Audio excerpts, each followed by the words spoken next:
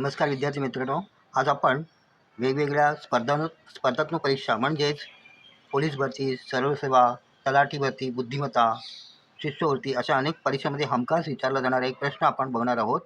वर्तुळामध्ये काही बिंदू दिलेले आहेत आणि त्या बिंदूंमधून आपल्याला एकूण रेषाखंड किंवा जीवा किती काढता येतील हा प्रश्न सोडवायचा आहे. चला आता आपण सोप्या पद्धतीने हा सोडवण्याचा प्रयत्न करूया. दिलेल्या वर्तुळामध्ये एकूण किती बिंदू आहेत ते आपण प्रथम मोजूया.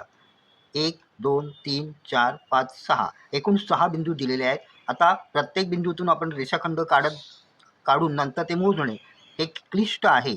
मग सोपी पद्धत काय, तर रेषाखंडांची एकूण संख्या किंवा जीवांची संख्या काढताना एकूण 6 बिंदू आहेत, मग 6 गुणिले त्याची मागची संख्या 5 आणि प्रत्येक वेळी त्याला 2 ने भाग लावायचं.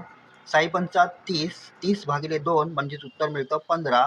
आपल्याला इथे एकूण 15 रेषाखंड किंवा 15 जीवा काढता येतील. असेच नवनवीन व्हिडिओ पाहण्यासाठी माझ्या यूट्यूब चॅनलला सबस्क्राईब करायला विसरू नका. थँक्यू.